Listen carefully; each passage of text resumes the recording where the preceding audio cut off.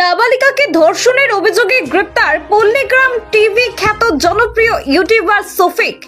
জনপ্রিয় ইউটিউবার তথা পল্লীগ্রাম টিভির হিরো সফিক গ্রেপ্তার রেজিনগর থানা পুলিশের হাতে। অভিযোগ, একটি মেয়েকে মিথ্যা প্রলোভন দেখিয়ে সেই সঙ্গে বিয়ের প্রতিশ্রুতি দিয়ে দীর্ঘদিন শারীরিক সম্পর্ক করে।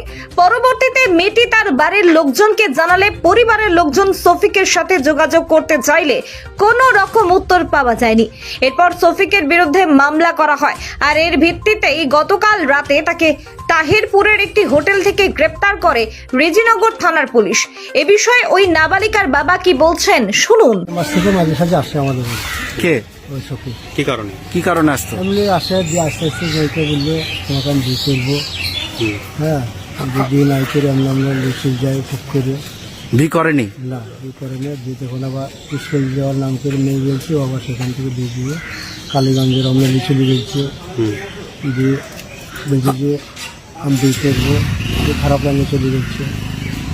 সেগুলো আমাদের বাচ্চা বললো বিয়ের প্রতিশ্রুতি দিয়ে মানে শারীরিক সম্পর্ক করেছিল। হ্যাঁ, করেছে। দিয়ে ওইটা আমাদের বাড়ির মেয়ে ছিল যে তোমার বাচ্চা থাকো, তোমার বাপ আসো। যে বাচ্চা হচ্ছে দিল, পুলিশকে খবর দিল, পুলিশ চলে আসলো। একটা মীমাংসা করলো। হ্যাঁ, মীমাংসা করে দিলে আর চললো না।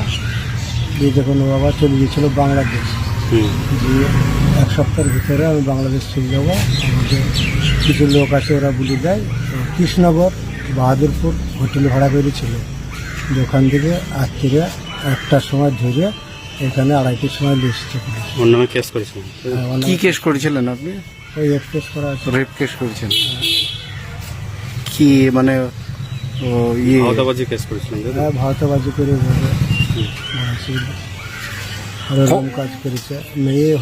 মেয়ে হোমে আছে, মেয়ে ট্রিটমেন্ট সব হয়ে গেছে। মেয়ে হোমে চলে গেছে 4 দিন আগে। কি চাইছেন আপনি?